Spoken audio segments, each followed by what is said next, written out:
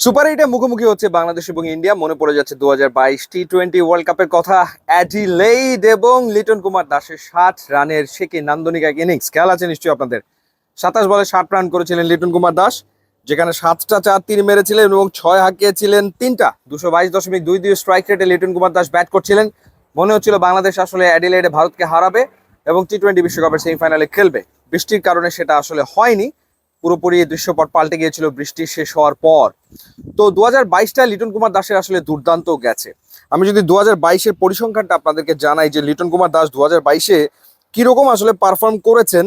19 match 19 innings 544 run করেছেন, 28.63 গড়, 140.20 strike রেটে এলকেডি ব্যাট করেছিলেন 2022-এ। মনে হচ্ছিল বাংলাদেশ তার সেরা ব্যাটারকে পেয়ে গেছে টি-20 ফরম্যাটে। চারটা 50 ছিল 2022-এ। 2023ও তার আসলে খারাপ যায়নি, 323 রান করেছিলেন 9 ইনিংসে, যেখানে তার গড় ছিল 40.37 এবং তার স্ট্রাইক রেট 137.44। সেই লিটন কুমার দাস 2024-এ এসে 165 রান করেছেন 13 ম্যাচের 12 ইনিংসে, যেখানে তার স্ট্রাইক রেট 88.70, গড় হচ্ছে 13.75। ঠিক এইরকম আর একটা বছর তার কাছে 2021-এ 208 রান তিনি সেবার করেছিলেন 16 ইনিংসে, গড় ছিল তার এক্স্যাক্টলি 13, স্ট্রাইক রেট ছিল 95.41। অর্থাৎ লিটন কুমার দাস পেছনের দিকে হাঁটছেন, সামনের দিকে আসলে এগোতে পারছেন না। এবারের বিশ্বকাপের কথাই ধরুন, অস্ট্রেলিয়ার বিপক্ষে সবশেষ যে ইনিংসটা খেললেন 16 রানে, রীতিমতো তার ঘাম ছুটেছে রান করতে। প্রথম রানটা করার জন্য তাকে 10 বল ফেস করতে হয়েছে, সাহস নিয়ে ব্যাট করতে পারছেন না।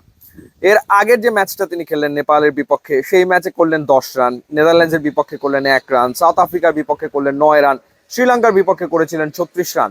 অর্থাৎ লিটন কুমার দাস তিনি আসলে ব্যাটিংটা করতে পারছেন না, কোনোভাবেই করতে পারছেন না। এখন প্রশ্ন হলো, প্রতিপক্ষ যখন ভারত, তখন তার অন্তত দুটো সুখস্মৃতি রয়েছে।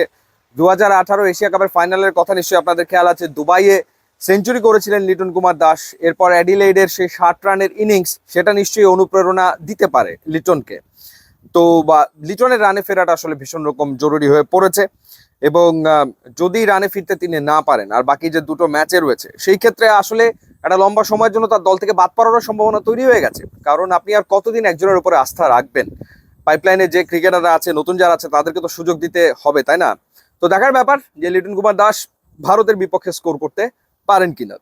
ওয়ার্ল্ড কাপ চলছে, খেতে খেতে ওয়ার্ল্ড কাপ দেখলে খেলাটা বেশি উপভোগ করতে পারবেন, আর খাবারের স্বাদ বহুগুণ বাড়িয়ে দেবে রুচির sauce and ketchup, tomato sauce, tomato ketchup, এছাড়া লাল মরিচের সস, রসুনের সস, অনেক রকমের সস রয়েছে। আপনার খাবারের স্বাদ বাড়িয়ে দেবে বহুগুণ। ইউটিউব, ইনস্টাগ্রাম লিঙ্ক দেওয়া আছে, যোগ দিলে খুবই খুশি হবে। And thanks for watching.